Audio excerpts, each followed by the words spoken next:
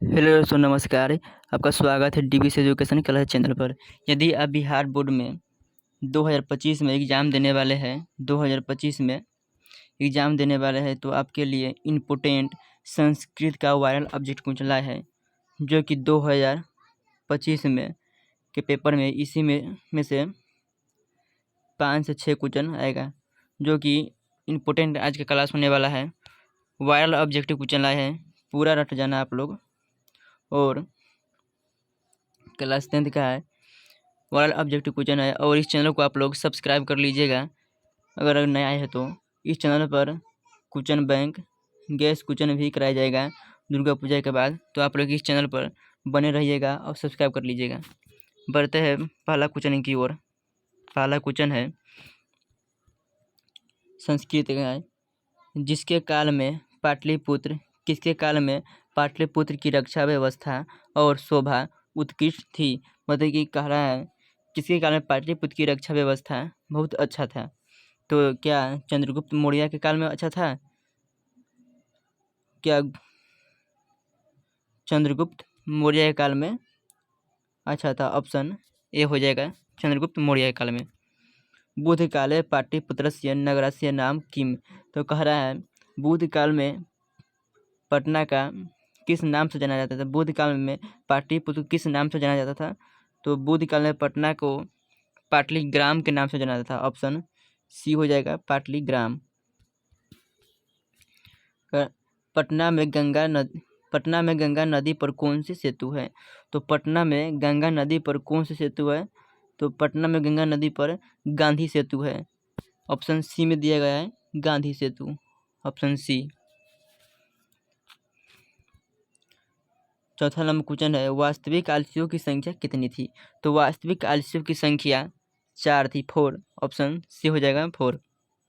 सबसे बड़ा शत्रु कौन होता है? तो सबसे बड़ा शत्रु कौन होता है? तो आलस्य, मतलब कोई भी काम अपने से नहीं कर सकता है, यहाँ तक भी अपने खाना भी नहीं खा सकता है। ऑप्शन बी हो जाएगा, आलस्य। अपनी भूख मिटाने के लिए अपनी भूख मिटाने के लिए भी कौन कुछ नहीं करता है? तो अपनी भूख मिटाने के लिए कौन कुछ भी नहीं करता? तो आलस्य अपनी भूख मिटाने के लिए कुछ भी नहीं करता है। ऑप्शन सी हो जाएगा, आलस्य। नीतिकार आलस्य को क्या मानते थे? तो नीतिकार आलस्य को क्या गुण मानते थे? शत्रु, मित्र, धर्म? तो नीतिकार आलस्य को एक शत्रु के रूप में देखते थे। ऑप्शन बी हो जाएगा, शत्रु। 8वां नंबर क्वेश्चन है, आलस्य कथा पाठ किस ग्रंथ से संग्रहित है? तो आलस्य कथा पाठ किस ग्रंथ से संकलित है? तो पुरुष परीक्षा के नामक से संकलित है। ऑप्शन बी हो जाएगा, पुरुष परीक्षा। मतलब इसमें पुरुष की परीक्षा लिया जाता है। Option B. 9वां क्वेश्चन है, वीरेश्वर कौन था? तो वीरेश्वर कौन था?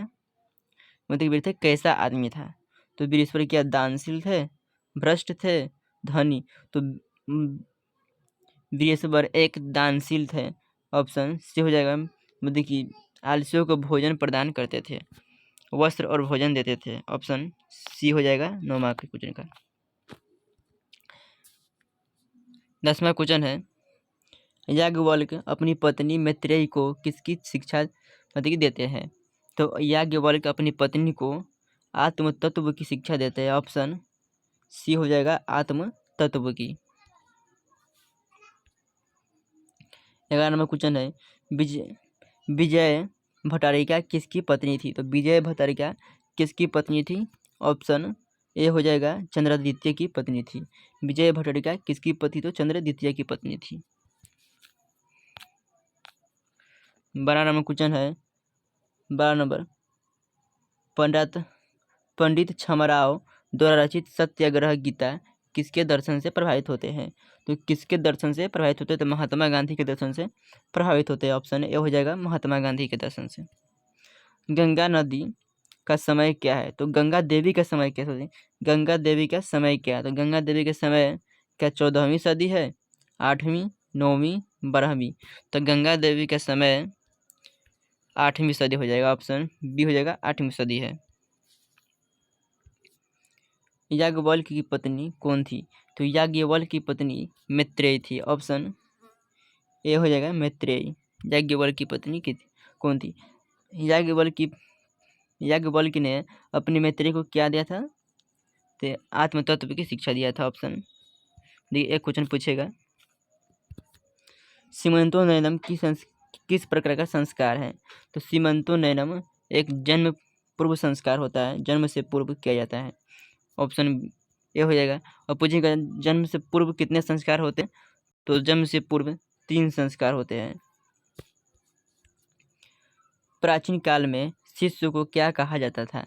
तो प्राचीन काल में शिष्य को ब्रह्मचारी के कहा जाता है। ऑप्शन बी हो जाएगा ब्रह्मचारी। यह क्वेश्चन 2024 में भी आया था। 17 नंबर क्वेश्चन है, प्राचीन संस्कृति की पहचान किससे होती है? तो प्राचीन संस्कृति की पहचान संस्कारों से होती है। ऑप्शन बी हो जाएगा संस्कारों से।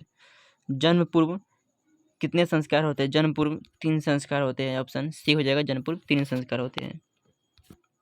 मनुष्य गृहस्थ जीवन में कब प्रवेश करता है? तो मनुष्य अपने गृहस्थ जीवन में कब प्रवेश करता है? छोर कर्म के बाद प्रवेश करता है। ऑप्शन सी हो जाएगा, छोर कर्म के बाद।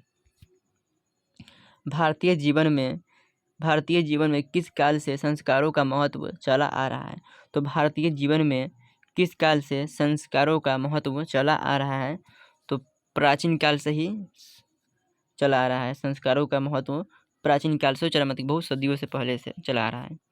पुंसवनम संस्कार का कब से होता है?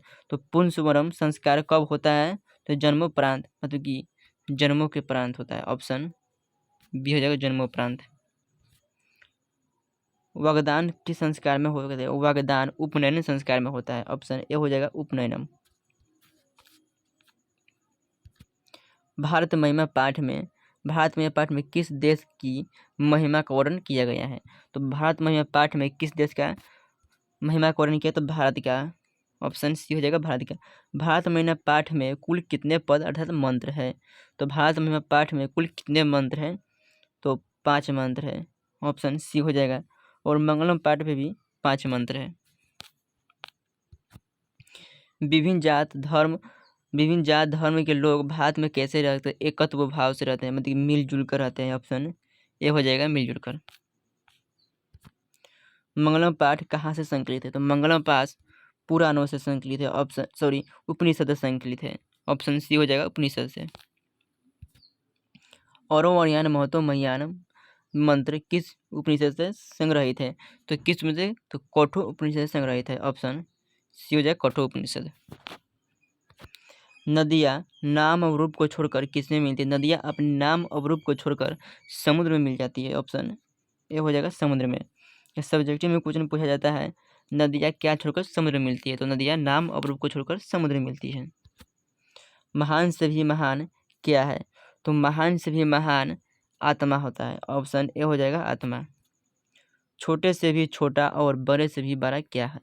छोटे से भी छोटा और बड़ा से भी बड़ा आत्मा ही होता है। ऑप्शन सी हो जाएगा, आत्मा।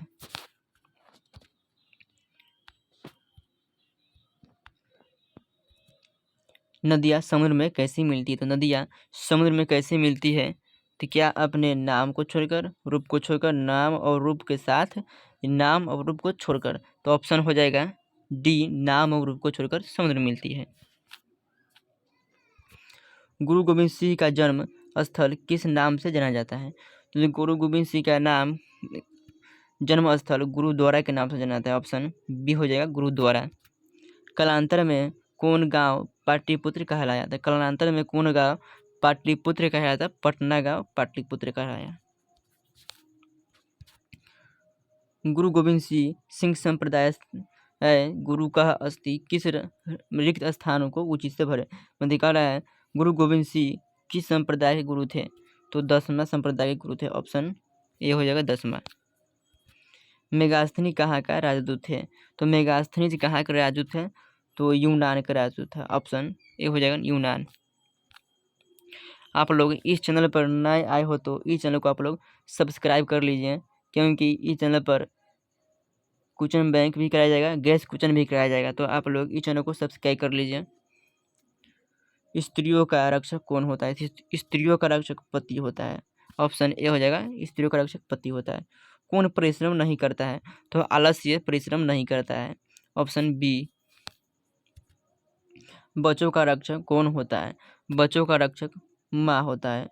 ऑप्शन ए हो जाएगा। यह 37 ऑब्जेक्टिव क्वेश्चन थे जो कि इम्पोर्टेंट MVVI ऑब्जेक्टिव क्वेश्चन थे। तो आप लोग इस चैनल पर आपको नए आए हो तो इस चैनल को आप लोग सब्सक्राइब कर लीजिए और दोस्तों के पास शेयर कर दीजिएगा। इसका PDF लेने के लिए हमारे व्हाट्सएप ग्रुप या टेलीग्राम ग्रुप में जुड़ जाइएगा। टेलीग्राम का लिंक हमारे डिस्क्रिप्शन में दिया गया है। Thank you.